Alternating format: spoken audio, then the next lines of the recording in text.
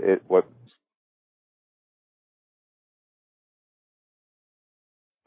radio program that looks at the UFO topic from a fresh perspective. Sound interesting? Then join us here on the UFO Paranormal Radio Network every Friday evening at 11 p.m. Eastern, 10 p.m. Central 4, the Joyner Report, hosted by journalist and researcher Angela Joyner. The Church of Natus with hosts Jeffrey Pritchett and Guy Weddle. 10 p.m. Central Saturdays. Opening the gates of the underworld and calling down beings of ancient starlight. Tune in, watch through the apocalypse on the Paranormal Radio Network. Come to our forum at mabisincarnate.com.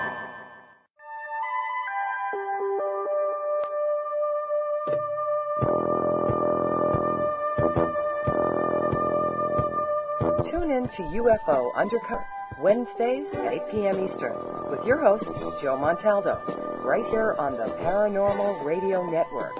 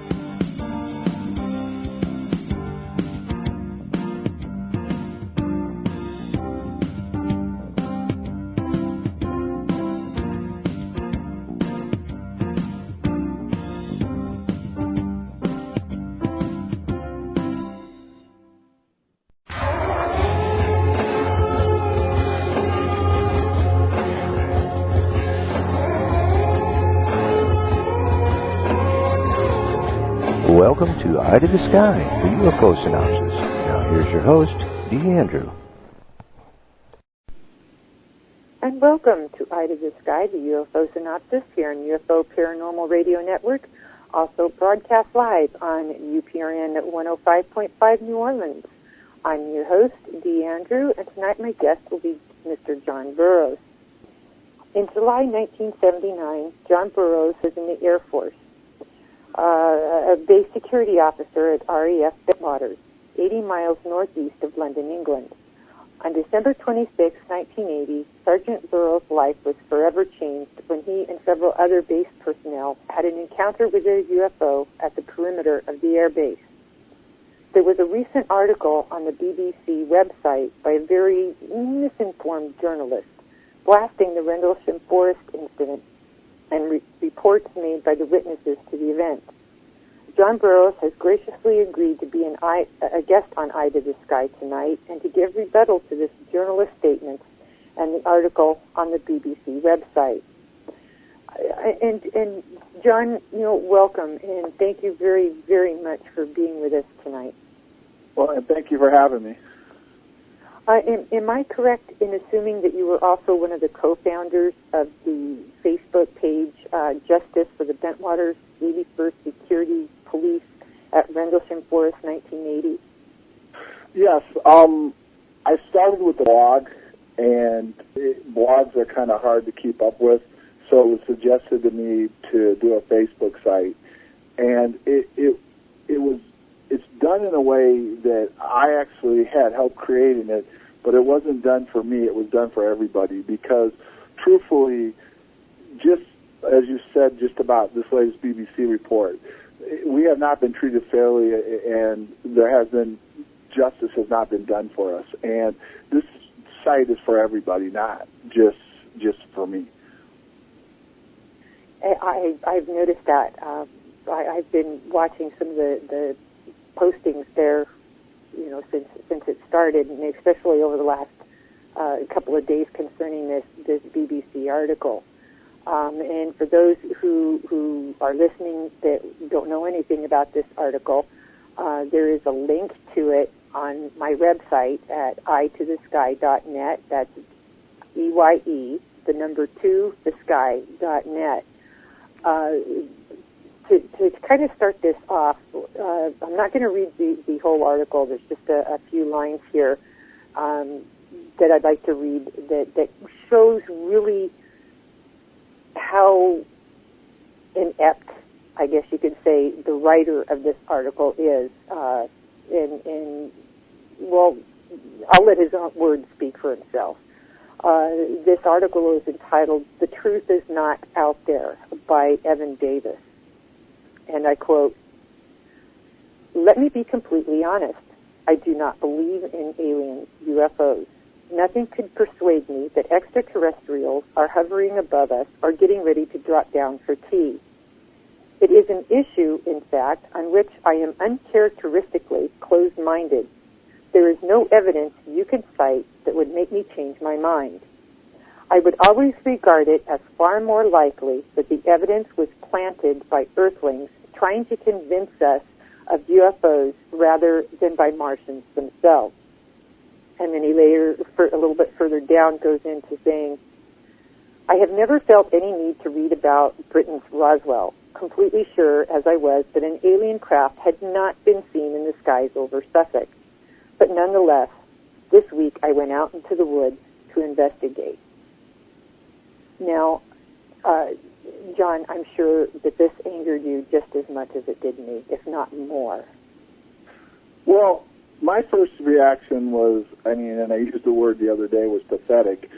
And it didn't surprise me, but to me it was pathetic because, not because the guy who picked it out there was Ian Ridpath, not because he did the article, but just the fact that the BBC would let him do something that one-sided, and he would take it on himself to personally attack everybody involved.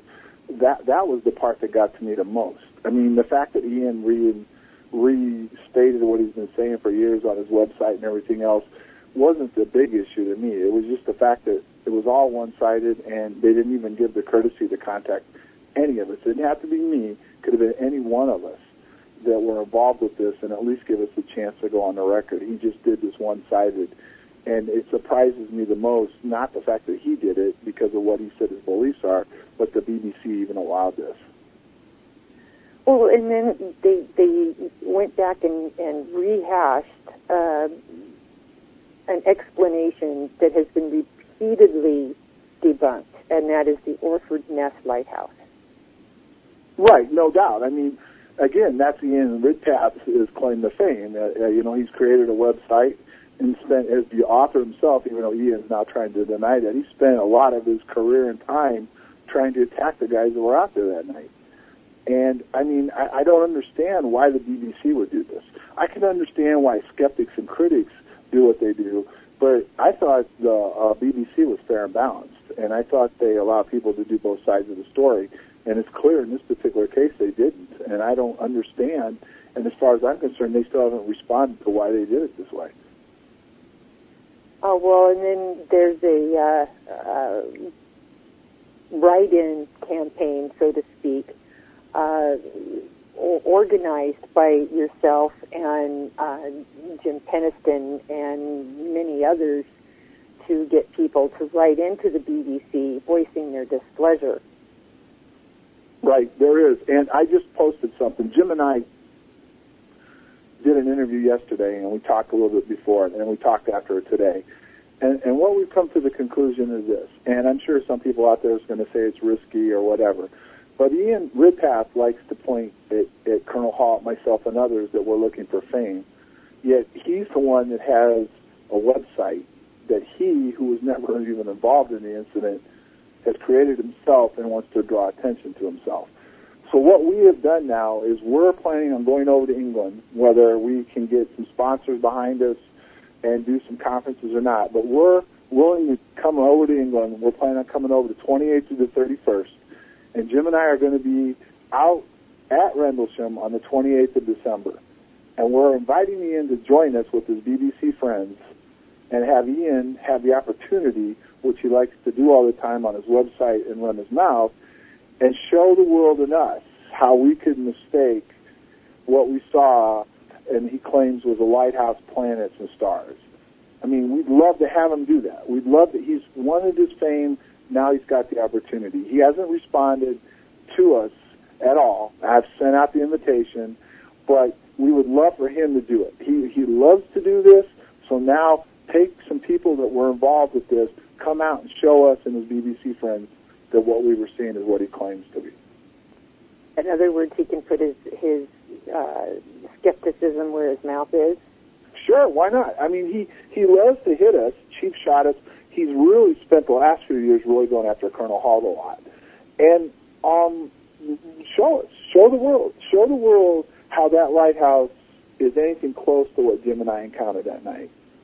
Show the world how what was flying around up in the sky and saw on the Colonel Hall tape, how a star could be mistaken for what Colonel Hall was talking about and had a beam of light coming down to his feet. I mean, show us. Go ahead. Let's do it. We'll be there. We'll stand up to you. Some people will say it's risky because we're giving him a chance for some fame or whatever. Well, actually, his fame is that he wants to run his mouth. So come on out and show us. Prove to us and the world, back up what you're saying, because it's been real easy for him to take shots at us and have nobody challenge what he says and then get upset when we say something. But now it's his chance to come out and show us that that's what it is. Oh, well, then, one thing that bothers me about these, I'm trying to be nice here, these skeptics, in trying to say that the Orford Nest Lighthouse was the cause of the incident. Now, correct me if I'm wrong, but isn't the light of the lighthouse one color, and the objects we're seeing over the course of this incident, of this multiple night incident, different colors? Well, that is a fact, though. The lights that we've seen are different than the color of the lighthouse, yes. And these lights were moving up and down in the sky. They were moving around. They were observed by a lot of people. And one of the things that's been going on now for the past over a year, Linda Moulton Howe and I have been working on getting as many witnesses together as we can to talk about it. And there's been several new witnesses that have come forward and have gone on the record for sometimes the first time, or they had very little chance to talk about what happened before. And it paints a clear picture of there was stuff up in the sky moving around, flying around, and beaming lights down. And the thing is that planets and stars don't do that. The lighthouse was going around in a circle. And, I mean, it's ludicrous for him to say what he's saying, but okay, fine, you're saying it. You want to draw all the attention yourself, then okay, let's show everybody. I hope that when we go out there that night, if he shows up, I hope there's 10,000 people out there. I mean, and I know that sounds crazy, but come on, Ian, show us. Show us what you have taken and tried to twist and turn, and show us that's what it is. Show the people. I mean, show us and the people that's what it is. It wasn't. We know that. But he keeps jumping in and doing it, so it's his chance. It's his 5-second chance for fame. Well, and another thing that disproves that it was the lighthouse. A lighthouse doesn't shine a beam straight down out of the sky to the ground as this object did to the weapon storage bunkers.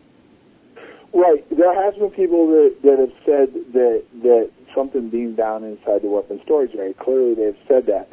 What I have said is when I was out there with Colonel Halt that night, there was beams of light coming down towards that area. I cannot confirm, that they actually went inside the area, but I can confirm that there were beams of light coming down in the area of the storage area. You're right about that. That's what I mean. But for whatever reason, and I don't understand this, and that's like I said, I go back to the BBC, who I thought was credible. They don't want to let anybody else talk about it. They don't want to explore what he's had to say, and he's had a free pass.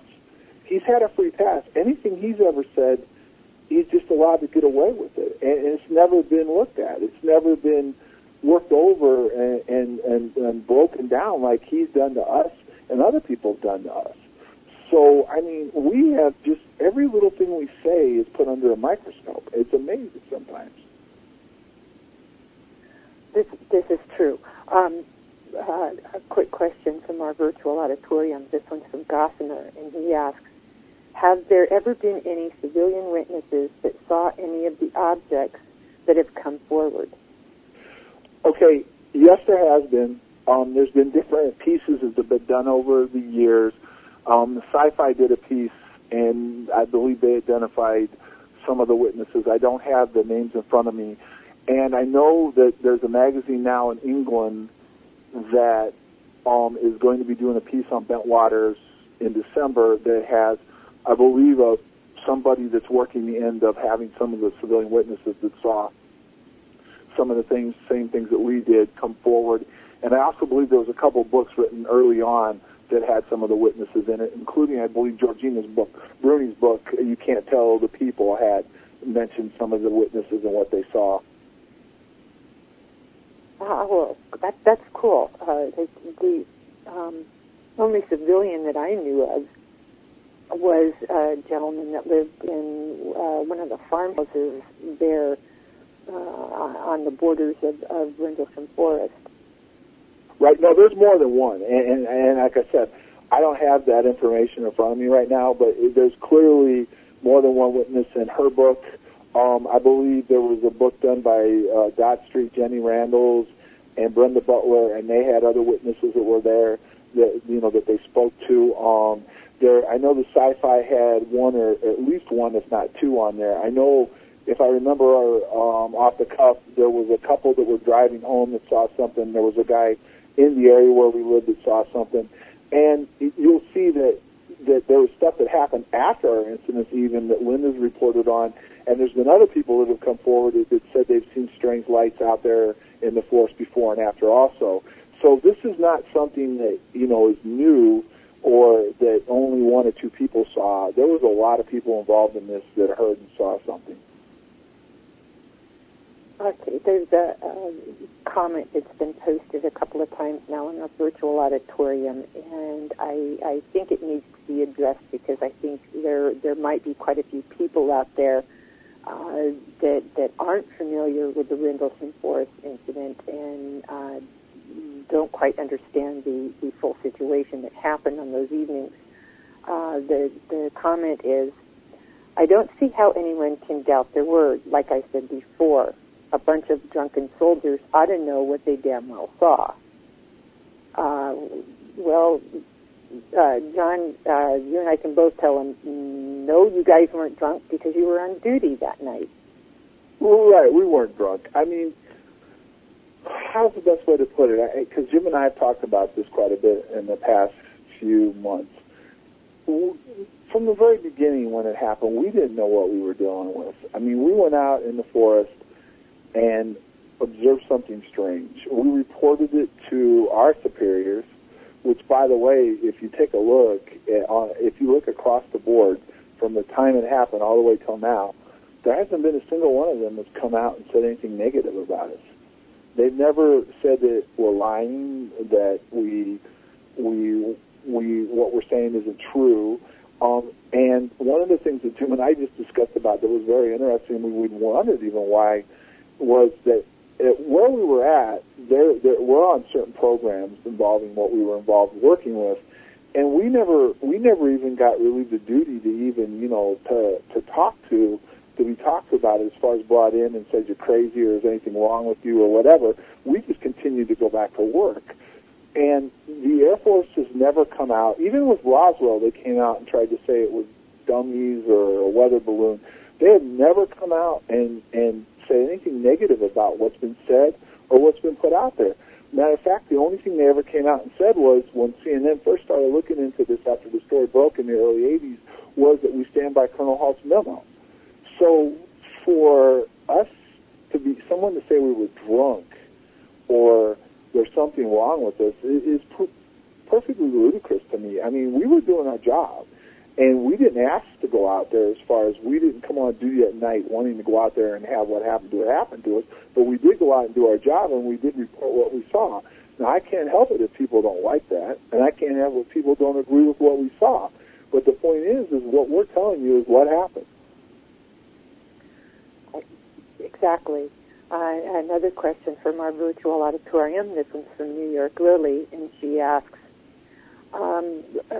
if you would tell about any of the debriefing with the hypnosis and sodium pentothal, if you were involved on that part, sort of a debriefing. Okay, as far as that goes, there have been people that have gone on the record and said that they were brought in and interrogated. Jim has been out there where it's been talked about where he was brought in. He's been openly talking about how he was debriefed, and different things have happened to him, to including under his notes that it came out that he was injected with the sodium pentothal. I have always said, and I stand by this, that as far as what I've said, that I don't ever remember being called in or worked over by OSI or like debriefed or threatened as far as like some of the other people have said. Now, when I say that, that means that's what I don't recall. But that doesn't mean that what the other guys are saying is wrong or false, and that doesn't mean that if I was called in and they were able to do something to block my memory, couldn't have happened. And I'm not saying they did. I'm just saying the possibility is there they may have, because so many other people have remembered bits and pieces and stuff that's happened to them with what being called in like that. So for the record, I don't remember it, but that doesn't mean that it didn't happen to me, and other people have commented that did happen. Yeah, another question that's in our virtual auditorium is from Ian SP. He asks, I heard at least one of them walked up and touched it. Is this true? God, I wish Jim could be on. Could have been on with us tonight. Yes, Jim was the closest to it when I was with him that night, and Jim has gone on the record and said that he did put his hand on it and activated some kind of code and did touch it. Yes, he did. The Laughlin conference, was it this last February, I think, wasn't it? Or the February before? I'm sorry, the Laughlin conference, they did something this February, I believe. I was up at the Vegas conference last November with Linda. Yes, okay. I was in attendance at that presentation, and I have to admit I thoroughly enjoyed it. I thought it was about one of the most informative presentations on the Rendlesham Forest that I had ever heard. Even the Sci-Fi Channel, their 2-hour program on it, I think, had less information than what was presented that night. And I have to admit that listening to the recording of Jim talking about walking around this object and describing its look and feel and dimensions and shape and all of this and all the strange light patterns coming up through the surface, so to speak, of this object, just had me spellbound. I mean, gosh, I probably would have been too chicken to go up to it and touch it for fear of radiation burns or something. No, that's understandable. I mean, it truly is. But, I mean, like I said, I mean, this is straightforward. When we went out there, we didn't know what for sure was going on. And things happened quickly. And, I mean, and we just reacted to them the best that we could. And, I mean, that presentation that you saw has been a lot more has been added to it. And we've done several since then with new witnesses, and a lot of it can be viewed at Linda's site, Earth Files.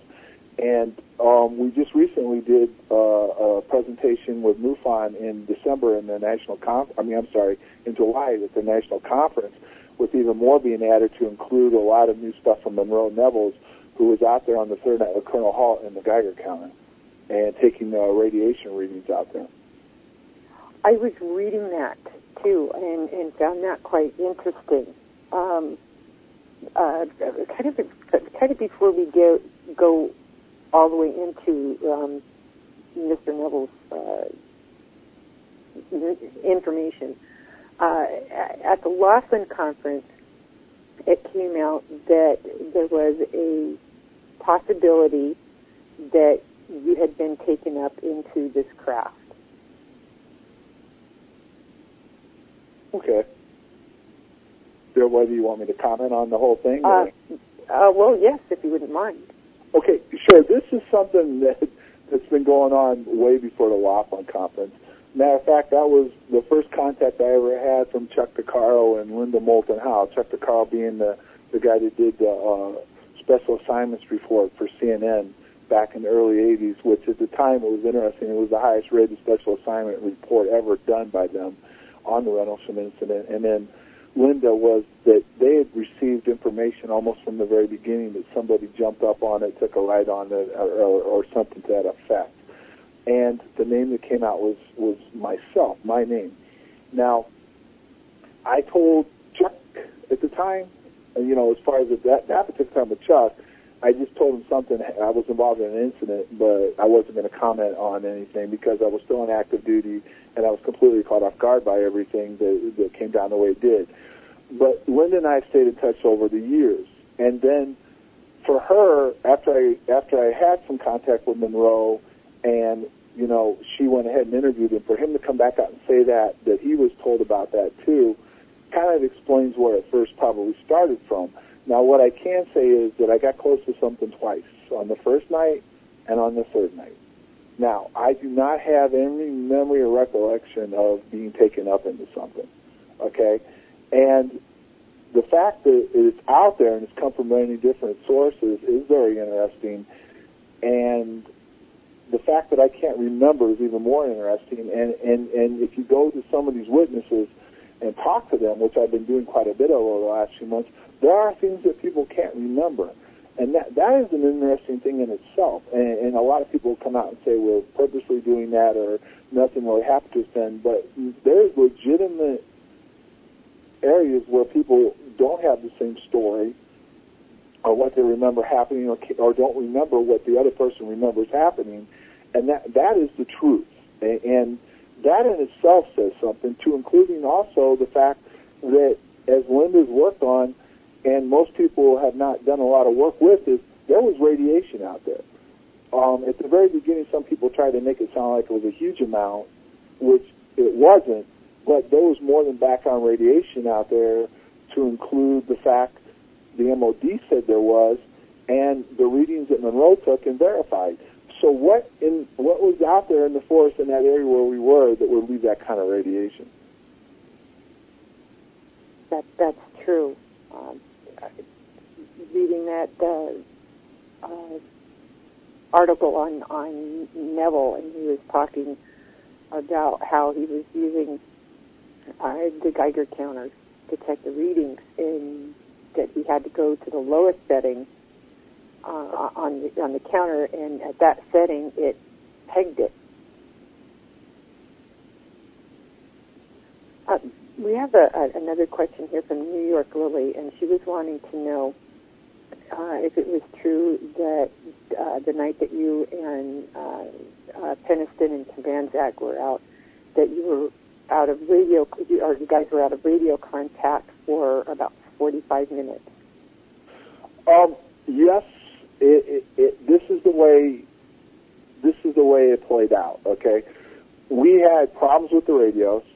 There was a point when we did not have contact with CSC, and about a year ago, Linda talked to the shift commander, who also said that for over, I believe it was 45 minutes, that they did not have radio contact with us.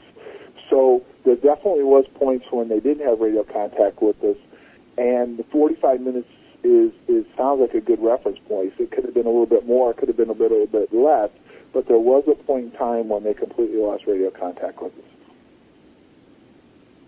And there's several people asking about the lidolls that were brought out, on whether they just shut down on their own, or did the object or objects shut them down? Well, interestingly with that, I wasn't actually out there at the very beginning when they were bringing the lidolls, but I have spoken to people that were there that were involved with the lidolls and recently, and the lidolls did not want to work. They weren't coming on. They even replaced some of them with new ones, made sure they had fuel, and even Colonel Haltz talked about that. He was out there when the light owls first were brought out, that for whatever reason, these light owls would not come on, and they would not work in the area where they set them up. Interesting.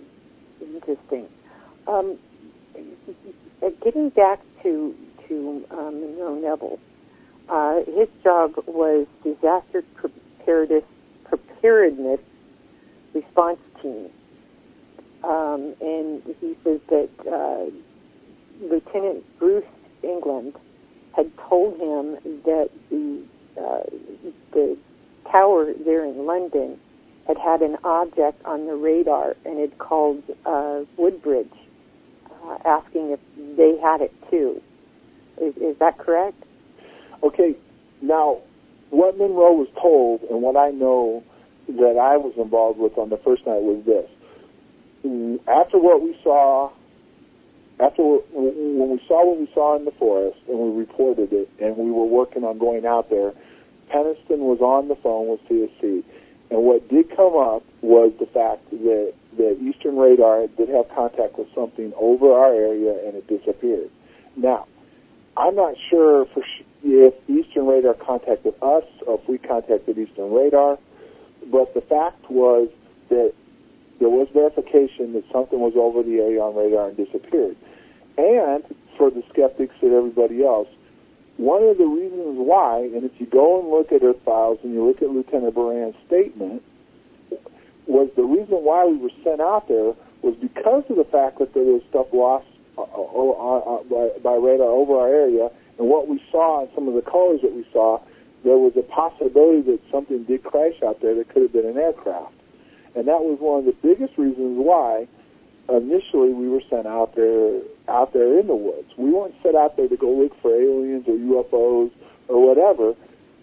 There was possible evidence between the radar and what we were seeing of a craft, or not craft, that's so bad the term was, of an aircraft that could have crashed into the woods.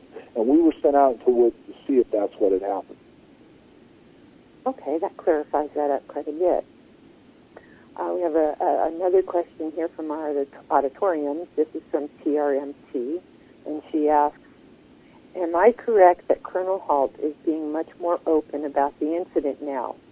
Colonel Halt's tape recordings were very important, as well as Sergeant Peniston's drawings and journal-type records. That's something that needs to be expanded on, not just about Colonel Halt, but all of us. One of the things that I find interesting is Ian and other skeptics like to say, well, they never said this, or they never talked about this, or they never did this, and why are they doing it now?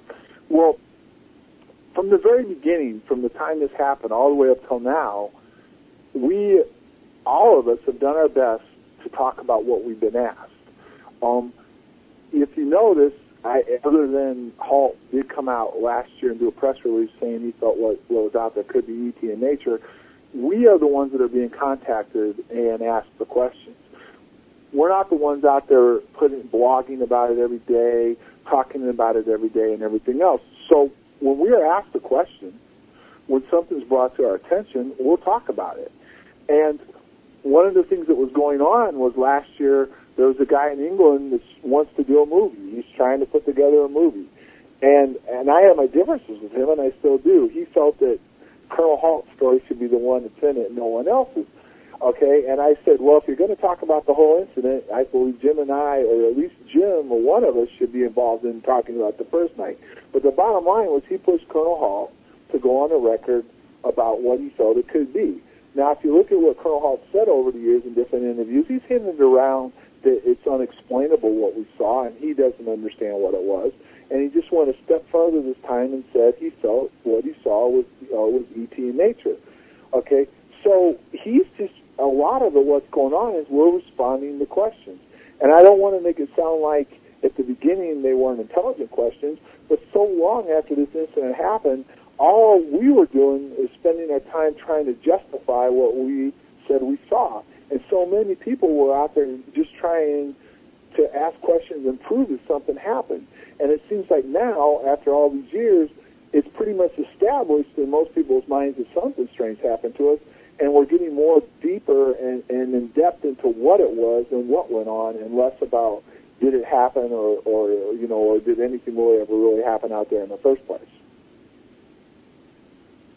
Okay, that's understandable. I mean, when people first approached you guys, you were just saying the raw basics. But as time is going on, in other words, you're telling more and more detail, which I think is fantastic.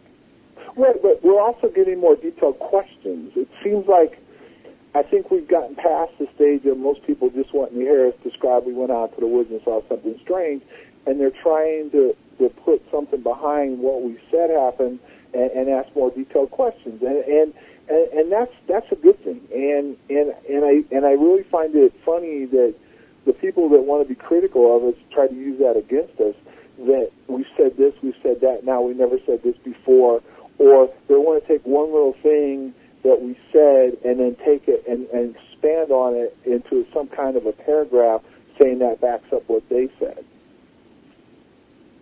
Okay. Another question here from our virtual auditorium. This one's from Leinster, and he asks, were there any fighter jets in close proximity of the objects? Okay, the 3 nights that it happened, and the dates have been pretty much established now, and I had said these dates from the beginning, but through documents that we recovered from the British police and other sources, was we came on duty the night of the 25th into the morning of the 26th, which in England would have been Christmas night, and they have a thing called Boxing Day on the 26th. Okay, that would have been Thursday night and the Friday morning. Now, those 2 nights, the base was dead. There was no activity, no flight line activity, no planes, no helicopters, no anything. The 67th was always on standby, and what I mean by that is they had somebody on duty at Mach, which is their radio control, for standby in case something strange happened, or even if an airplane went down, somewhere out that was out flying from another base. But there was no plane or helicopter activity on our night into the first morning. The 26th into the 27th, with some strange things happened, I was not out there that night or on duty. The third night, which I was out there with Colonel Hall, that at no time did I see any helicopters or airplanes in the area. Okay. And one thing I meant to touch on a little bit at the question on the radio contact. You guys had to have, it was Cabanzac, if I remember correctly, be a bit of a distance away from you and Peniston to relay radio messages back and forth to the base, right? Yeah, at one point Ed was behind us, and Jim and I were forward of Ed, yes. About approximately how much of a distance between you two and the craft and Cabanzac? You're talking about when we first came up on it? Yes. Okay, that's the difference that Jim and I have. Jim's memory is he feels that it was just Tim and I there. But if you look at Ed's gone on the record and did some interviews, including I Know What I Saw, which was done by James Fox, and I believe he did something with Sci-Fi. Ed was there next to us, and Jim and I have talked about this, and he doesn't remember Ed being there, but it was Jim and I and Ed when we first came up on it at the very beginning. And that's one of the things when I went into earlier about there are some differences in what we remember and how we encountered it. Okay. And if you look at the statements, there's one by Jim, which he has said openly that he didn't do that statement. He said there's a certain way he did the statement, and that isn't the way he did it. But my statement that's out there that's been done with the drawing is the statement that I made, and I'm not sure if Ed stands by his statement that was put out there or not, but it clearly shows Ed and I say that we were together when we first encountered whatever it was. Ah, okay. That's an aspect that I was totally unaware of. But no, that is a fact. Is I clearly remember Ed being there with us, and the three of us when we came up on whatever it was, whatever it was we encountered, we were all three together. Now, after it moved up and moved back, then eventually we did split up, yes. Okay, that clarifies that up quite a bit, because all these years I've been going under the assumption that that's, what had happened was to relay radio transmissions. Excuse me.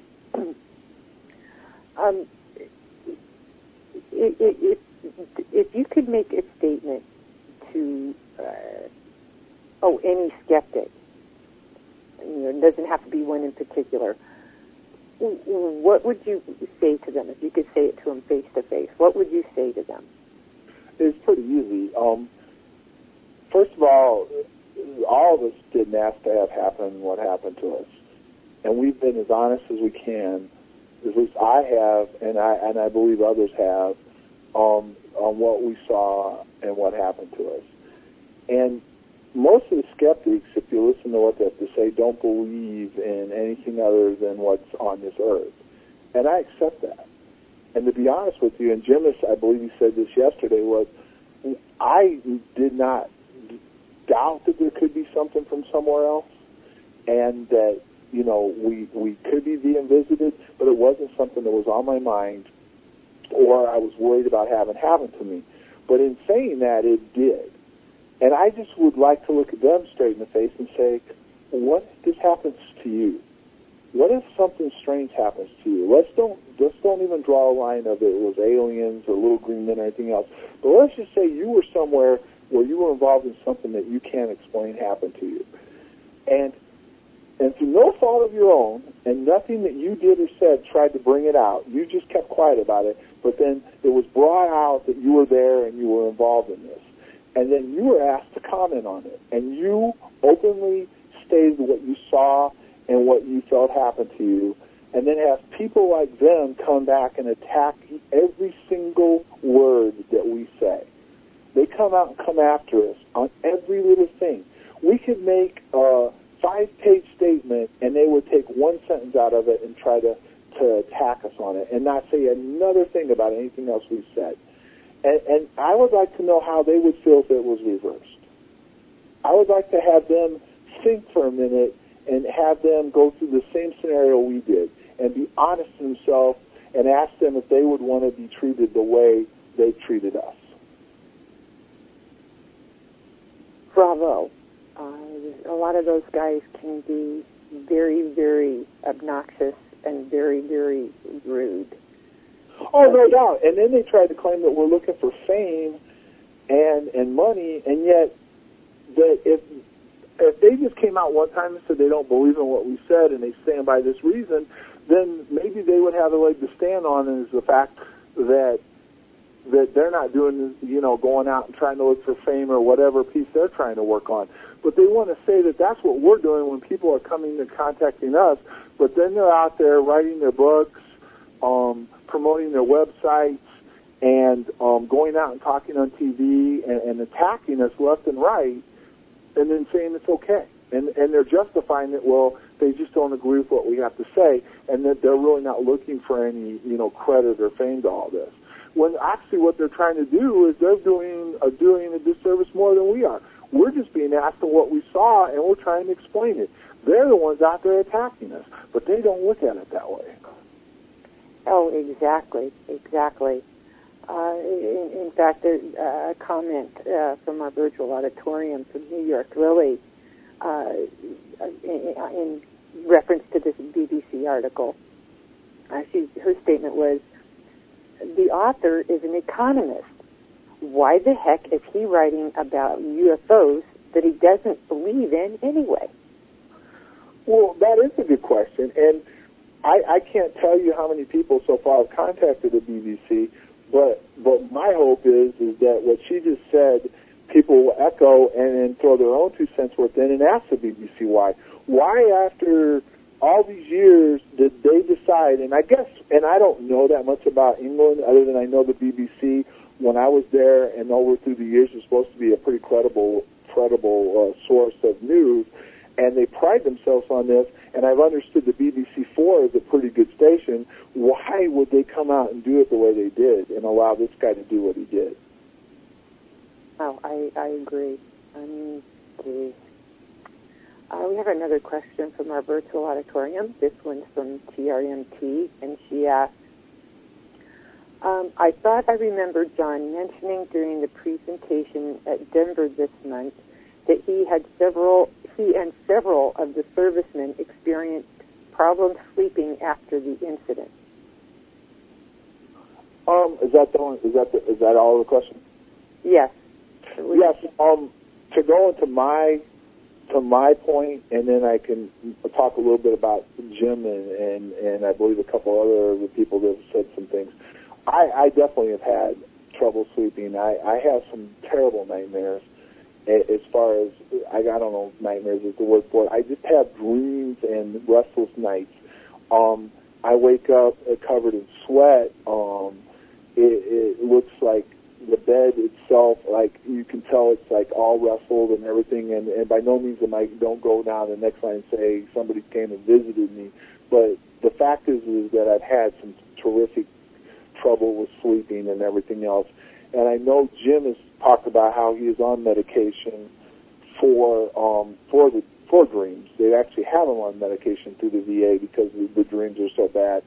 And I just recently met with Monroe Neville, and he's had some of the same problems. So, yes, a lot of us have had troubles with dreams and everything else, yes. In some of my research, I have found that it's not uncommon for people who've had a sighting or some kind of a UFO encounter, what have you, to have difficulties with sleep problems. No, there's no doubt. And Linda and I have worked. I did hypnosis back in the 80s, late 80s, and Linda and I continued to try to work on hypnosis and to see what was there. And what we found since 1988, that a lot of what it came out in 88, it, for whatever reason, won't come back out again as far as it appears to be blocked.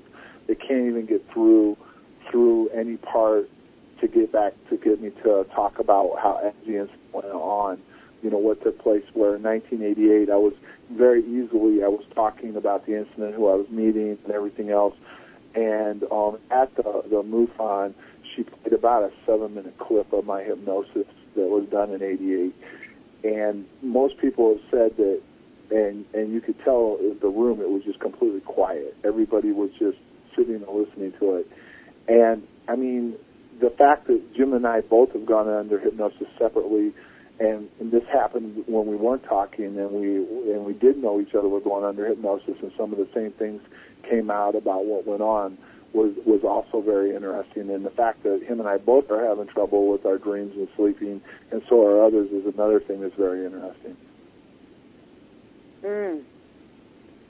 Sounds to me like we're just a few months shy of 30 years. A lot of you guys have gone through, hell. I mean, has it really affected your not only your public life, but your personal life as well? Well, I mean, here's the best way to sum it up. I mean, and I keep going back to this, but we went on after it happened. We went back to work. We went on with our lives, and then behind the scenes, which we didn't even know about, there was somebody working hard on getting this exposed. And I've said recently that I'm not sure if I agree with them doing it or not. Not so much for the fact that I don't want to sound like the people of America or the USA and Britain didn't deserve to hear about what happened, but just the personal toll it's taken on us. And what I mean by that is that whether people like to admit it or not, our names have been put out all over the place. And clearly, in Colonel Halt's and Jim and mine and others, we weren't the ones out there jumping up and down trying to have that happen. And then once it did come out, people have come after us for years. And I mean, to sit there and be called a liar or a manipulator, or what you're saying isn't true, or that there's no way that what you said could have happened, and you're mistaken, or you were fooled by planets or the White House or everything else, it is really hard. And then you've got to add in some of the physical problems that some of us have had, and yeah, it's taken a toll. And you know, I don't know. You know, I say it's not fair to me, and there's other people out there that had worse things happen to them. You know, not just being involved in an incident with the military, but in life. But I'm not happy with what happened to me, and by no means am I trying to say that what happened to me is more unfair than other people, but it still did happen, and I'm not happy with it. And I'm very unhappy with the command chain above us and the military itself and how they dealt with us and what they've done for us. Well, then, you know, another argument against this being a hoax, you know, to throw at the debunkers. Why on earth would Charles Halt, who at the time was the deputy base commander, in other words, the second in command of the entire base, risk his reputation, his position, and his job, his rank, his credibility, everything, for a hoax? Well, I mean, he didn't. And if you follow the story of the memo, after the incident, he was instructed to write a memo and turn it over to the British base commander on the base, so they were briefed on what happened. And he did. And after that, he wasn't out there talking about it. It was the fact that FOIA, Freedom of Information, they were able to get the memo released, and then somebody else took the tape that he had and put that out for the public to hear, is what started all this.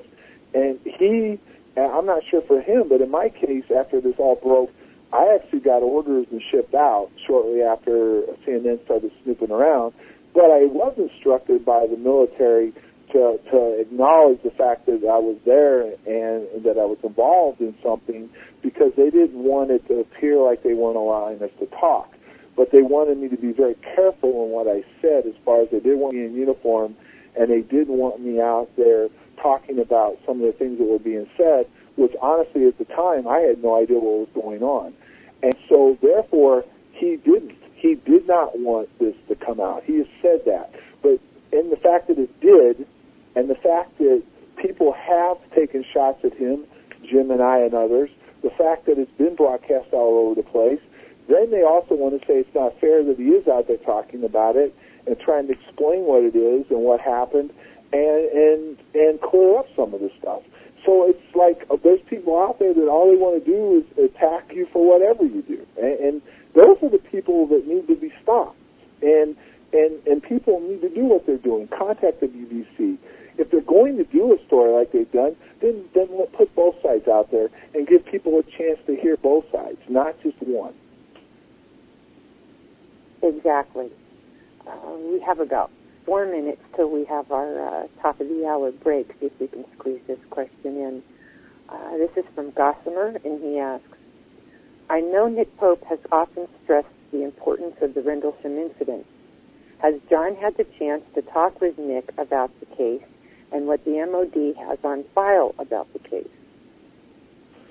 Yeah, actually, this spring, I did a conference with Linda in Eureka Springs, and Nick was one of the speakers. And, yes, we did. We rode back from the airport all the way to Eureka Springs, there and back. We talked quite a bit while we were there at Eureka Springs. One of the things that Nick just recently did was we were doing a show, believe it or not, on Father's Day, that there was a forum being done with a group of individuals involved and some of the investigators that were involved, and he apologized to Jim Peniston and myself on the record saying the way we were treated by the MOD. And right now, hopefully, he's going to help be involved with Jim and I coming over with getting a couple of speaking engagements for us and being involved in that whole part of it, talking about the MOD and everything else. Oh, very good. Gosh, I wish I could afford to go to you know, if nothing else, just to be there to see if the skeptics show up, the BBC people show up. And one of the interesting things is, and I know we're running out of time, is that one of the things they did this in May was Steve Bassett did a conference at the National Press Club, and believe it or not, you can now live streamline stuff. So it would be interesting to think if we could put something together where people could come on and where we could do a press conference and do some of the stuff out there with them where everybody could actually maybe drop in and see it, even if they had to pay a small fee to do it. that would be interesting. I would love just to be able to watch that. Gosh, if that comes off, be sure and let us know, and we'll get the word out there so people can, if they can't attend physically, they can attend virtually. Right, and like I said, I've been in contact with Nick, and he's interested. Philip Mantle is interested, and we're going to do our best to put it together. And one of the things is Jim and I definitely are going to go over there, as long as we're healthy enough to do it. We're going to be over there the 28th through at least the 31st of December. So. Oh, awesome. And on that note, I think we can go ahead and go to our break. So we'll be back here with John Burroughs in about 8-9 minutes here on Eye to the Sky, the UFO Synopsis on UFO Paranormal Radio Network.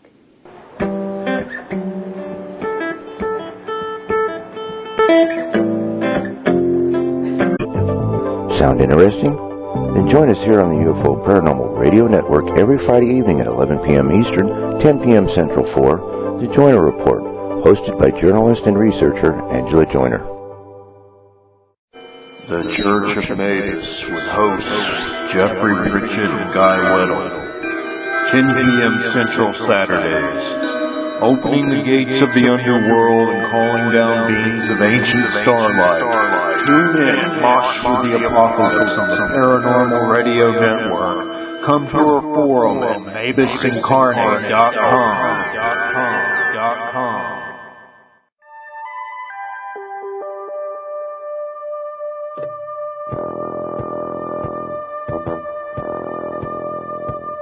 Tune in to UFO Undercover, Wednesdays at 8 p.m. Eastern, with your host, Joe Montaldo, right here on the Paranormal Radio Network.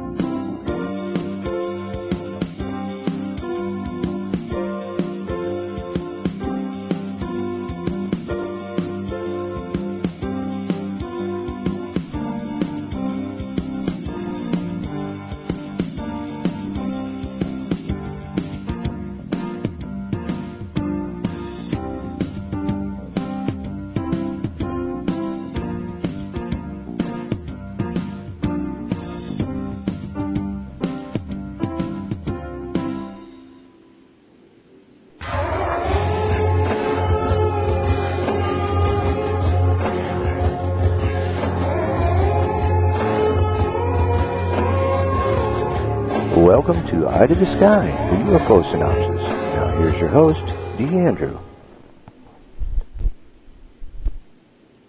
And welcome back to Eye to the Sky, the UFO Synopsis, here on the UFO Paranormal Radio Network, also broadcast live on UPRN 105.5 New Orleans. I'm your host, Andrew. Tonight we've been talking with Mr. John Burroughs. John, as we get back into talking about this horrible BBC article, there was a few things in here that I think would be interesting to hear your rebuttal on. One of these is kind of, kind of silly and funny to me that he would even state this in this article, where he says, "But am I interested in UFO sightings? You bet.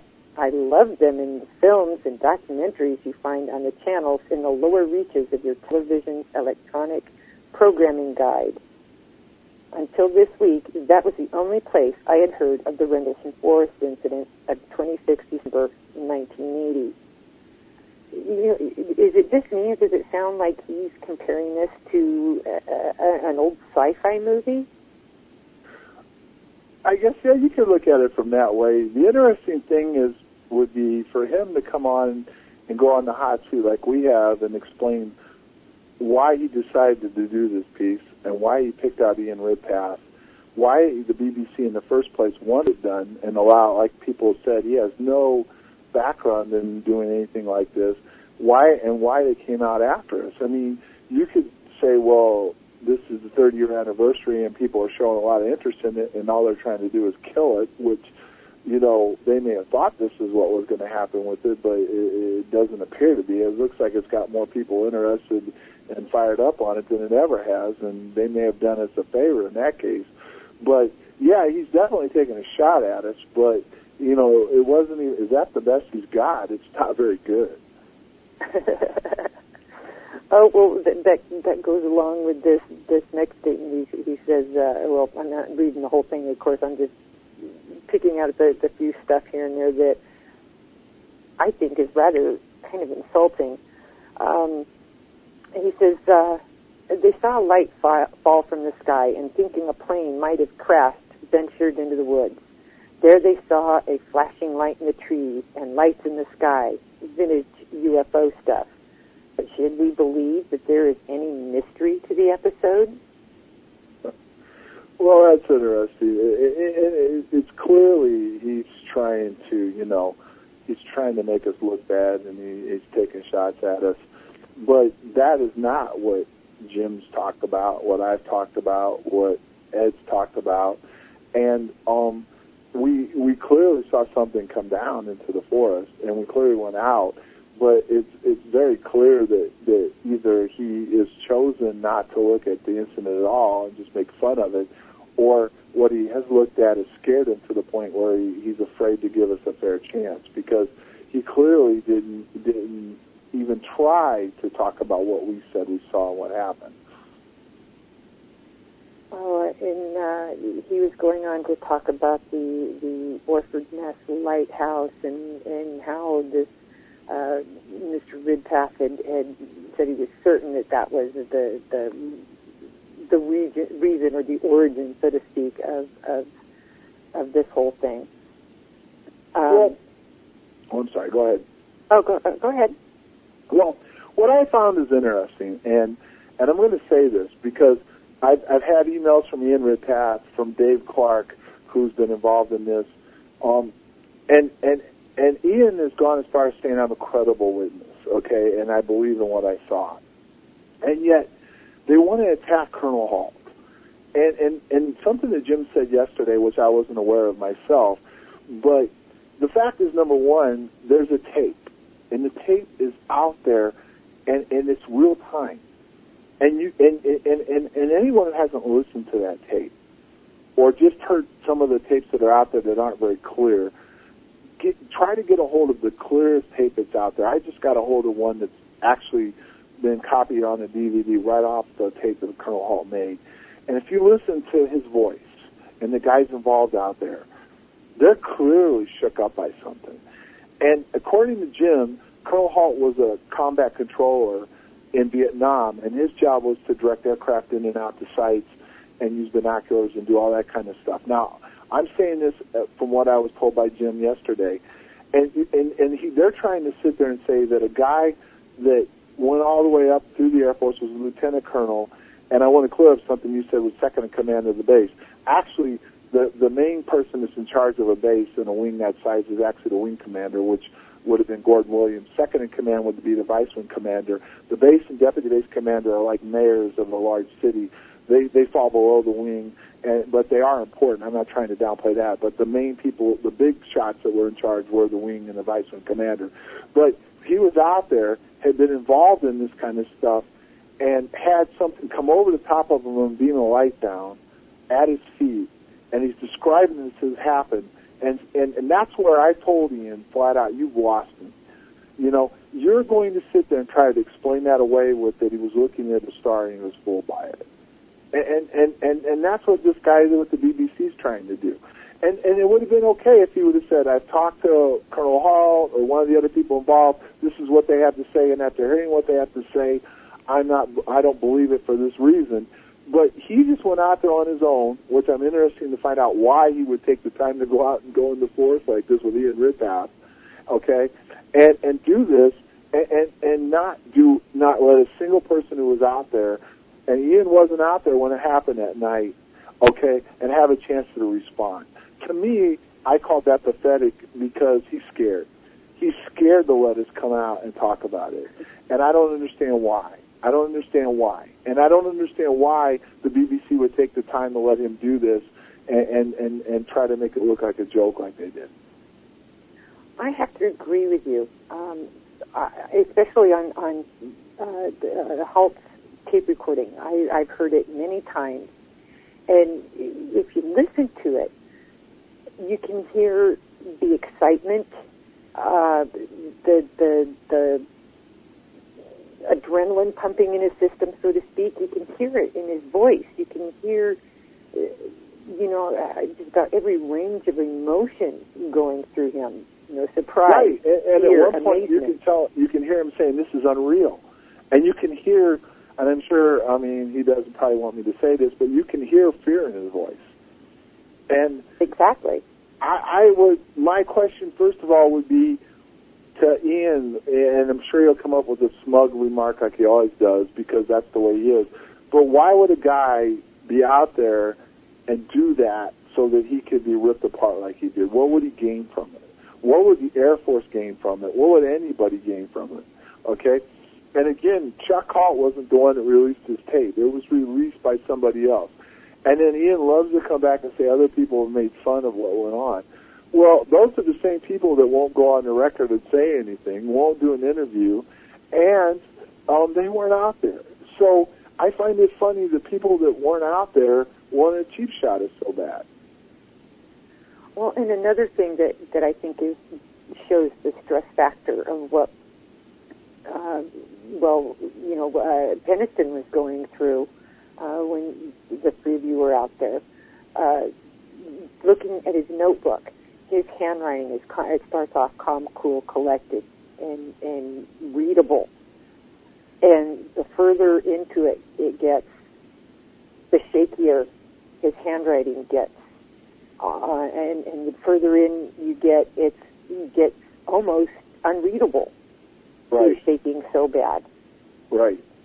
Something like that, yeah, it could be faked, but I don't think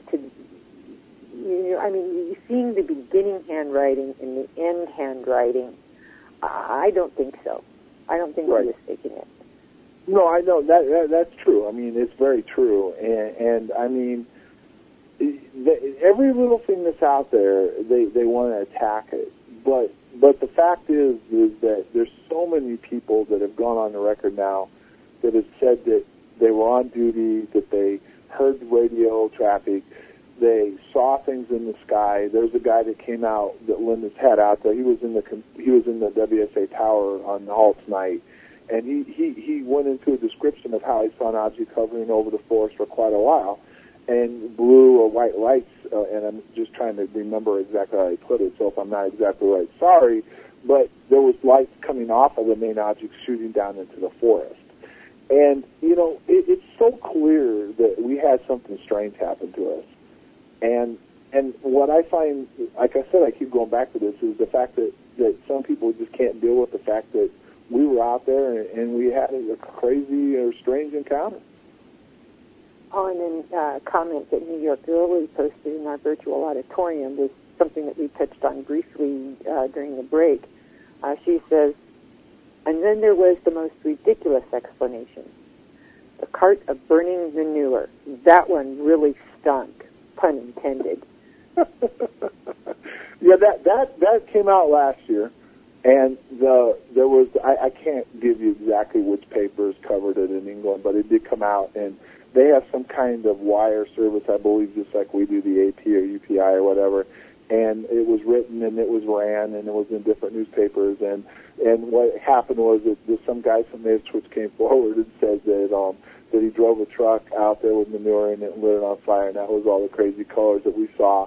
And there was an uproar by some people, and the guy that wrote the article was contacted, including me, and he came back and said he was sorry that he was just told by his editor that this guy came forward and to put the story out, and then he never even verified it, and he just ran the story as it was.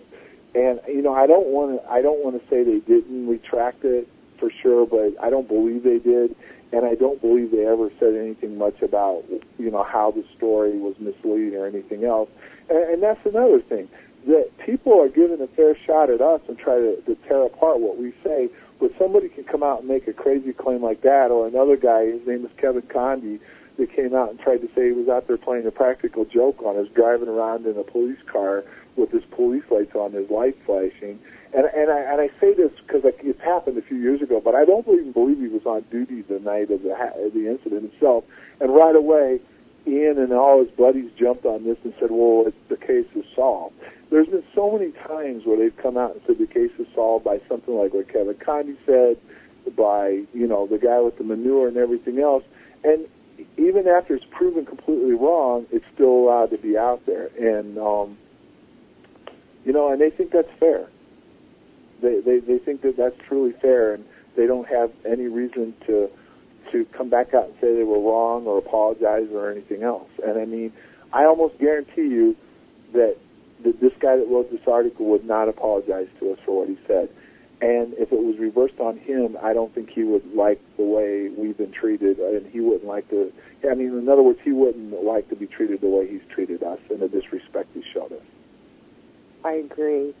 And for the journalist that wrote up the story of the manure truck and not, checking the sources, that's just bad investigative journalism. No, it really is, and it's stuff that went on in the early, 80s and 70s where, I remember I was pretty young, but they used to have guys out there dancing around in little suits and everything else and poking fun at everybody. But, a lot has changed since then. And, I guess my question you asked me earlier about what I'd like to say to the news reporters and skeptics, would they want to be treated this way? I think that's a fair and honest question. Would they want to be treated this way, to have people come out and say things about them like they've said about us and taken reports and just ran with it and not verified it? Would they want to be treated the same way? And I would really like to hear their answer to it. I would find it very strange if they said they would, and if they think that we've been treated fairly. That would be my other question. Have you treated us fairly? And I'm not talking about every person that's ever done an article on this or done a radio show or anything else. So please, don't anybody try to spin it that way. There's been a lot of people, including yourself, that have given us an opportunity to come on now, talk about it and everything else, and I don't have a problem with that. The people I have the problem with are the ones that won't come to us before they run a piece or do a show or something and want to sit there and pick fun at us and make fun of us and try to make us look bad. Well, I agree with that wholeheartedly. You treat people the way you yourself want to be treated, and the old saying, what goes around comes around.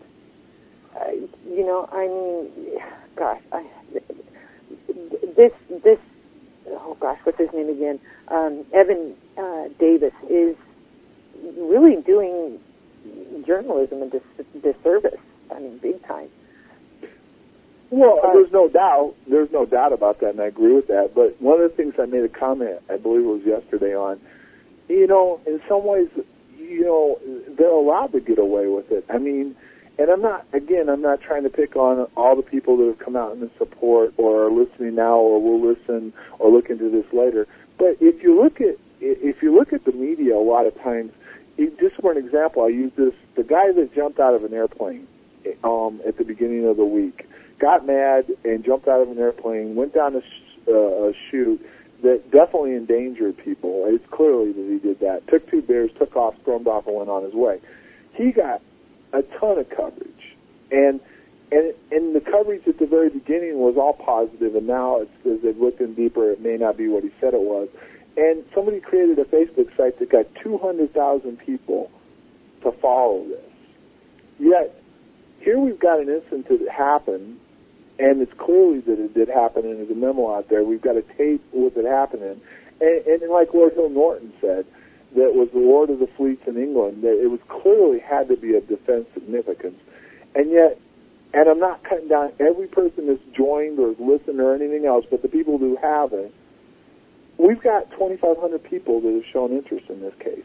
Yet, for a guy that clearly lost his mind, there's 200,000 people out there that want to jump in on it. That's a lot of people. Yeah, and I'm just saying that I'm not sure 100% that's that many people, but I know I saw on TV, I'm pretty sure I saw on TV the other night, they said that he had over 200,000 hits on the Facebook site involving something that he did. Yet something that happened that's unexplainable, and clearly happened, and it has significance to what goes on in the world and everything else, is just torn apart like it is by a guy like this guy on the BBC and made fun of. And you mentioned Lord Hill Morton in his statement. Another part of that statement that I thought personally was very significant was, and I'm going to have to paraphrase because I don't remember exactly word for word, but he said that if something truly breached our British airspace and landed on British soil, that is of national defense significance. But on the other hand, if these men were hallucinating or imagining or whatever that this incident happened, that they're here helping to defend our country and whatnot, that too is of defense significance. So either way, but I'm not saying that what happened was a hallucination, because I don't believe it was. But you have to agree with that statement that either way, that's defense significant. Well, no doubt. And if you look further, he went after Parliament hard on this, and he sent quite a few inquiries in and wouldn't let it go. So, I don't want to go back to and say that he definitely felt that, one way or another for sure what happened, but it sure got his attention, and he sure was in the middle of it, and he sure didn't like the way it was handled, and he surely did some work with Georgina Bruni and her book, and I know he was supportive in her book, and the thing is that he wasn't fooled by what they were trying to do and say. I've got some questions starting to pile up here. There's one I want to take real quick before the others, because I think it will kind of clear up some misunderstandings. This is from Andromeda, and he asked, why did they leave their posts and go wandering off into the woods? I know the answer to that, but I'll let you answer it since you were one of the ones that experienced it. Well, we didn't leave our posts, okay? We were, first of all, the first two of us were on a mobile patrol, and so was Jim and his rider, okay?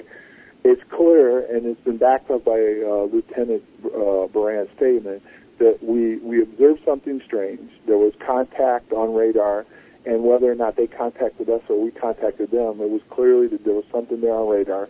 We clearly got in contact with the people above us. A decision was made to send us out into the woods to find out what was going on outside the base. So at no time did we just leave our post and wander off into the forest unauthorized or with no purpose to go out there, other than as the skeptics have tried to say that we went out there looking for aliens. No, we went out there because something strange was going on, and we were sent out there to find out what it was. In other words, you were following a lawful order to go out and investigate. Yes, we were given an order, and it's clearly in Lieutenant Baran's statement that we were given an order, and it was his order to go out into the woods to investigate what was going on. Okay, our next question comes from Gossamer, and he asks, did you ever hear any rumors or stories of MOD people trying to question or harass any of the U.S. servicemen after the incident? I mean, yes, and what I mean by yes is there's books written out there where people have made statements to that effect. I believe, and I'm going to say this, as much as from memory serves me, was that even the forester that was out there, the guy that came on the record and tried to sell the lighthouse theory too, he even said there were people out there from the MOD taking a look around and asking questions. So yes, I've heard and read that there were people out there from the MOD, not only out in the forest, but actually going around to different people's houses and talking to them, and yes. Oh, interesting. Very interesting. I was totally unaware of that. Getting back to this BBC thing. Gosh, I got to find it again here. Here it is. Again, they had just talked about the lighthouse and possibly seeing a satellite going overhead while they were out there in the woods doing their so-called investigation. And Ridpath makes the comment to him saying, "It's too good a story to allow to die. It's a combination of events which, when put together, sound inexplicable. But when you look at them individually, the bright light flashing away across the field was the Orford Nest Lighthouse. The bright lights that hovered in the sky for several hours were in fact stars. It says, mystery explained. It was an easy mistake for young Americans a long way from home to make." Okay. That is so condescending. Sure it is, and he's got my response. I'm on the record saying, Ian, let's go out in the forest and let's take a look together, okay? It's real easy to take a guy out there that doesn't believe in anything, other than what he says he believes in. But how about let's taking the people that were there and taking them out in the forest and trying to sell that? And that's my response. Go ahead, Ian, say whatever you got to say. I'm on the record saying I'll be out there on the 28th of December. Will you?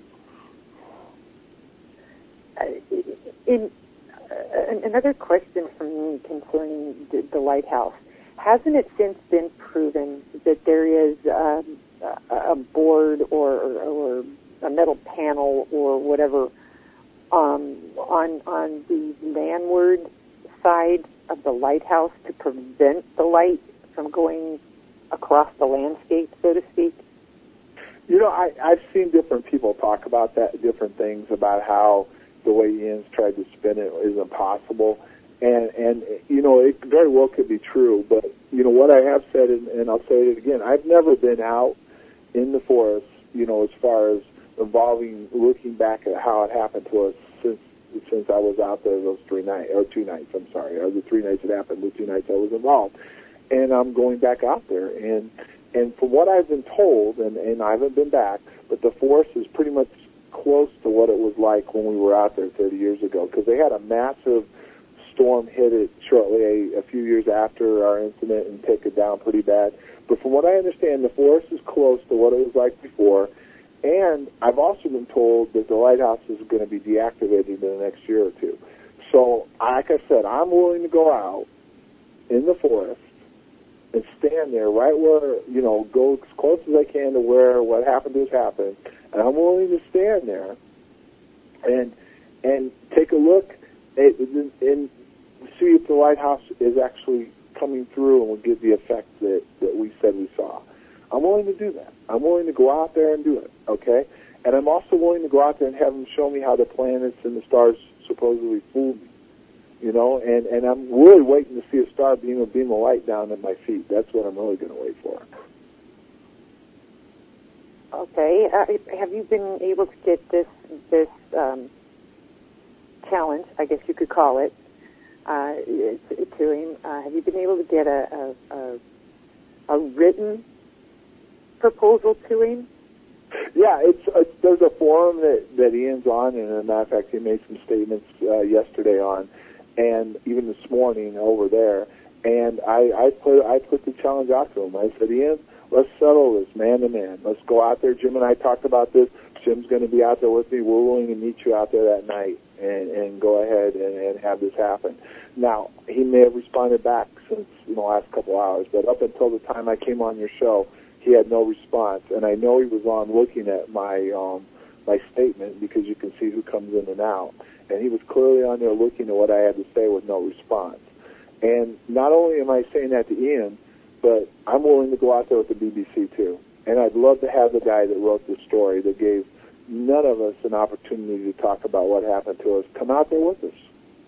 I'd like to go out there with them and have them see if they got the guts to look us face to face and try to sell this to us. And anyone who wants to come out there also. Okay, so Ian Ridpath, I believe, is the full name. Yes, Ian Ridpath is the full name. Okay, Mr. Ridpath, the gauntlet has been dropped. The challenge is made. Put up or shut up. Let's settle this. Let's settle it once and for all. I mean, he has by far been given the most opportunity to say what he's had to say and talk about the lighthouse, the stars, the planets. And he does it, like you said, very smugly and very arrogantly. And okay, let's go. You know, he's always had things to say about us behind our backs, you know, and everything else.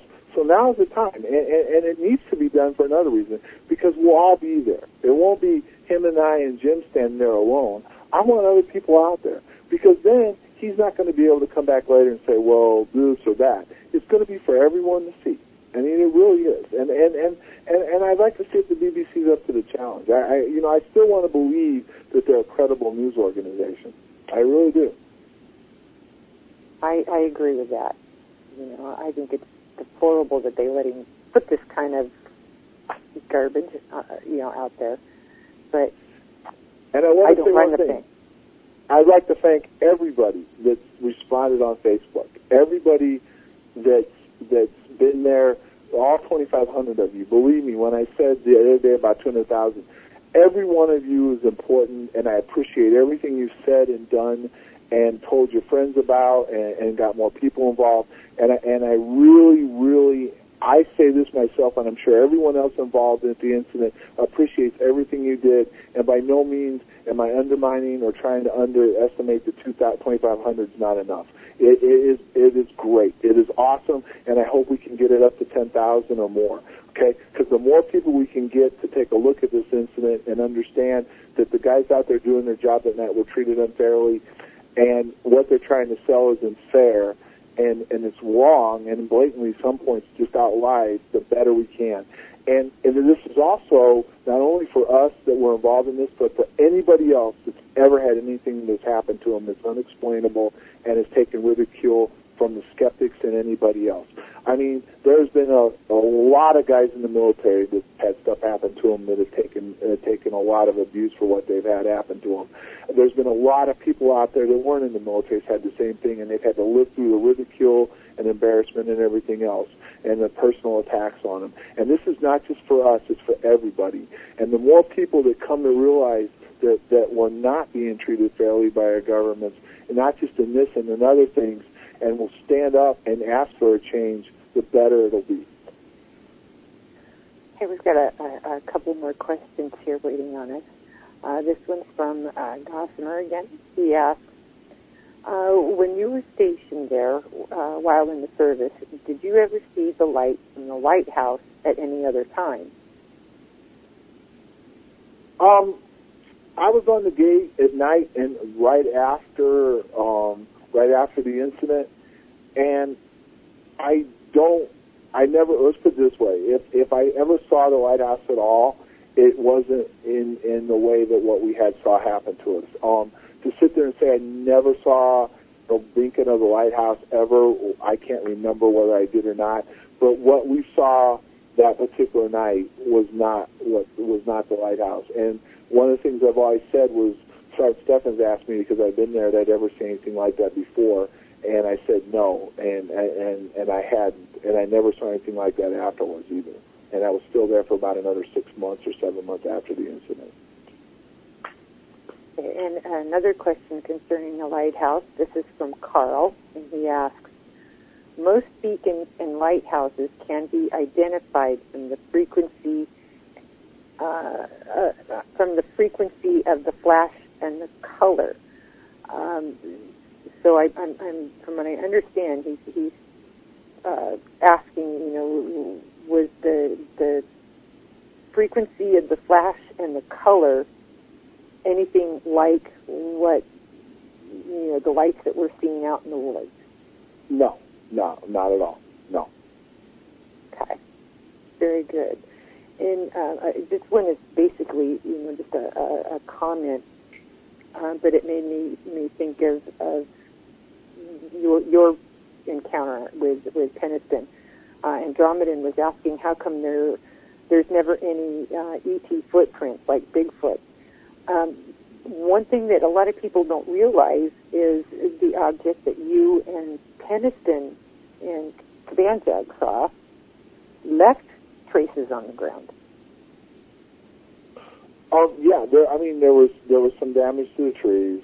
There was some indentations in the ground, and actually there was some plaster of Paris, from the actual indentations. It was kept of how deep it was, but all that they try to explain away. But the one thing they can't explain is the radiation. And what they've tried to do is say that, well, people have said it was a high dose and blah, blah, blah. Well, it wasn't the night that they were out there with the Geiger counter. It wasn't a high dose. But the MOD has stated that it was above background. The guy that was actually out there running the Geiger counter has clearly gone on the record, and you can hear it on the tape of what readings he was taking, and it was clearly above background. And like I say, I like to poke fun at this, but the last time I checked, stars, the lighthouse, or planets don't leave radiation, in the area where we were. And Neville's went as far as saying that it was around the ring of the trees at a certain level. He got all the radiation off the trees, and including the indentations where they were. And Linda went on and got a guy that talked about it. He'd been doing this for over 40 years with radiation and readings. And his comment was, and the question wasn't loaded on do you think it was ET or not, but is there anything that you're aware of that the United States or any government has that would leave that type of radiation in the area, in the way it was left? And his comment was no. There was nothing out there that he knew of that we had that could leave radiation like that. I couldn't think of anything. Well, obviously a lighthouse can't do that. Well, you're right, and neither can planets or stars. And like I said, stars and planets can't have a beam of light come down at their feet. He's tried to do the thing that you can be fooled by looking at the star, and it might actually look like it's moving, and that could cause an effect. But you can clearly hear Colonel Hall say it's a beam of light coming down at their feet. I mean, where they were. It's ludicrous. But he's allowed to get away with this. A question that was just posted in our well, not really a question, more of a statement. This is from Eternal Being. He says nothing is mentioned about air traffic control radar or tower control staff witnesses. Actually, we did touch on that a bit earlier. But if you'd like to rebut that statement. Sure. Well, there's been discrepancies brought out that, like, Colonel Hall asked, on his night he contacted the command post whether there's anything on radar. There's been statements made that the United States went down and confiscated radar tapes from one of the British bases. There was a guy that came out and said that I believe he did see something on radar, and the tapes were taken. But all that is out there. But the one thing that is clear, when before we went out there, Eastern Radar had something over our base and it disappeared, and that happened. And Lieutenant Baran has gone on the record and said he was in contact with Eastern Radar. So he's made it clear to say, it was funny the way he put it was, he didn't want to say that, that it had to be some kind of unidentified, alien ship or something like that. He just simply said that they had something on radar that disappeared over our base, and that's what we went out to look at, which is the truth. And, of course, there's going to be people that try to jump in and say, it was obviously from somewhere else. But we don't know. But there was clearly radar contact, and there was clearly something on radar that disappeared, yes. Here is a very good question. This one is by Mars Steve, and he says, why wasn't the base placed on red alert? Well, that's been brought up over the years, and it was off the base, okay? It was off the base. And I myself have had some questions from some of the command officers that I've had the opportunity to meet with behind the scenes. And the base itself, Woodbridge Base, was not under any direct attack. The question about what happened out inside or right outside the weapons storage area is something that I've even brought up, that I'm not really sure what was going on with the people that were running the show on that end of the thing and what decisions they made. But just because you have something outside a base that is not doing anything hostile at that moment, which it wasn't. I mean, in other words, nobody was zapped or taken, away as far as, lifted up in the sky and they couldn't account for or anything like that. There would be no reason for the base to go on full alert. Agreed. Because basically, as you said, it was off-base property. So right. Therefore, you guys really didn't have much of a authority, so to speak, how am I trying to put this? To initiate something like that, because it was technically not your territory. Well, it wasn't only our territory, but we couldn't identify what it was. In other words, trust me on this part, if at any point in time we would have come under attack, and what I mean by attack is that somebody would have been, and that'll go back to what people said that I was lifted up into it or anything like that. What I'm trying to say is if anybody had disappeared, in other words, if somebody was there and was gone and they couldn't get accounted for whatsoever or anything like that, if something would have gone into the storage area itself and, became a threat inside the storage area or whatever else, anything of a hostile nature, the base would have immediately went into certain security levels. But when I was out there and what I've been able to come up with over the years, there was no hostile action taken against the base or us. And what was going on behind the scenes and what the command post was doing, did they notify Milden Hall or 3rd Air Force? I can't answer that. I would assume, I know the wing commander was on the radio. I know the base commander was on the radio. I know they were monitoring everything. They had our Fulbert or Lieutenant Colonel out there that was the deputy base commander working on what was going on. Everything was being recorded through the command post, and I'm sure people were being briefed on what was going on. But at no time did they make a final decision to feel it was hostile in nature, is the best way I can describe it. So at that point, there would be no reason for an alert. Several months ago, you were involved with a 3-hour roundtable discussion with yourself, Larry Warren, Charles Halt,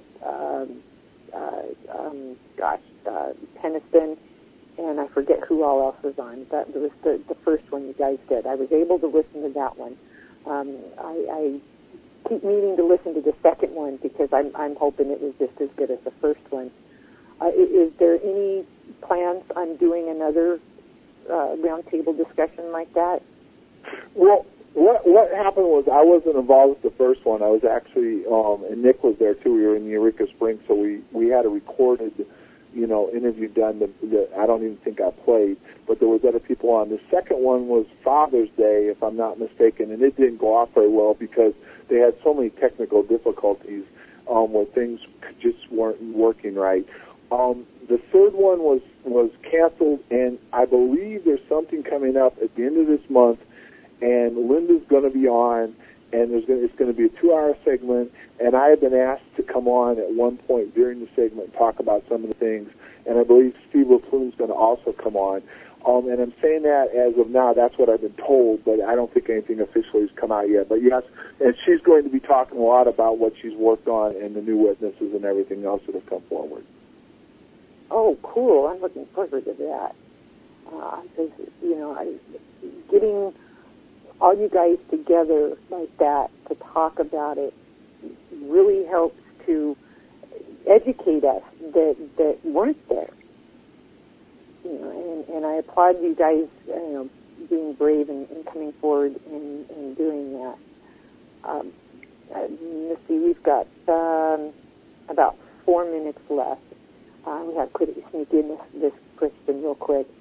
This one's from Gossamer, and he asks, when things like the Lidolls were taken out there, is there any kind of paperwork that had to be filed to requisition the Lidolls for use and a reason given for why they were needed? Well, I can't speak for the Lidolls, but there was incident reports done on this. They're called 1569s, and those are just like what they used on the civilian side of police reports. And there was also blotter entries made on this. But interestingly enough, they all disappeared. CNN requested them, and the Air Force response was they couldn't find them. One of the other things that came out of it was through the MOD release, and it came from the MOD files now, and people will try to say that it didn't happen. But General Gabriel, 3rd Air Force Commander, came down shortly after the incident happened, and they collected all the information that involved with this incident to what Jim and I believe were, including the recordings made to the Wing Command Post, and took them back to the 3rd Air Force. And also the fact that I actually a few years later went down and took a look at the wing history down at Maxwell Air Force Base, and it was missing. And the fact that almost all the evidence disappeared that involved the case, to include shortly, I believe it was either at the end of January or early February, the Secretary of the Air Force also came into the base also unannounced. Okay, we've got, roughly 2.5 minutes. Is there a speaking engagement you've got coming up, or any activities? And also, we want to let everybody know that they need to go onto Facebook and check out the Justice for the Bentwaters 81st Security Police at Rendlesham Forest 1980 page. Yes, please do that, and thank you to everyone that's joined and will join, and thank you for all your support. And please contact the BBC and let them know how happy you are with it if you are. Earth Files is another site to keep up on it, because we're continuing to interview more people, and we're putting the interviews out. Coast to Coast, Linda does a monthly report on Coast to Coast with George Norrie, and usually at least every other month she'll put something on about Bentwaters. And there's nothing coming up except for our trip to England at the end of December right now, but I'm sure there'll be other stuff next year that we'll be involved with. It just we haven't put it on the schedule yet, but definitely, folks, we will be in England, and we're going to do our best to get it out to as many people as we can, the 28th or the 31st of December. Gosh, again, like I said, I wish I could be there to join in on that. That would be, an awesome thing to witness. Well, I hope, and I can't speak for where we would do it, but I would hope they would take a hard look if there was enough interest to streamline it. Especially, I don't think they could streamline us going into the forest, but they could at least, we're willing to come on beforehand and do a conference, talk about it, and do a speaking engagement prior to going out into the forest. And then also we're willing to do it on the days afterwards too, including in London. So hopefully that they could, at least streamline it back would be really good. I think if people contacted somebody like Mantle or Nick Pope and there was interest in it, I'm sure they could find somebody to be willing to do it. Well, if you guys are able to pull that off, be sure and let us know so we can get the word out there. Oh, we will, and I would be happy to come back on and talk about it again closer to it happening, and hopefully Jim would too. I would assume he would. I just couldn't get back a hold of him today. I'm sure he was up to doing something. Out here in Arizona, it's so hot right now you don't want to leave the house, but back in the Midwest, it's actually cooled down a little bit from what I heard, so. Oh, hey, I live in Arizona too, and yeah, it gets so hot out here, the swimming pool water even gets hot. And it's really hot right now. This is one of the hottest weekends they've ever had in August, so no fun right now. Well, unfortunately, we are all out of time. Thanks again, John, for joining us, especially at the last moment of this. I definitely appreciate it. This has been a great discussion. I appreciate it. Thank you, and I've enjoyed it very much. The 2 hours were way too fast. Thanks again. Oh, they always do.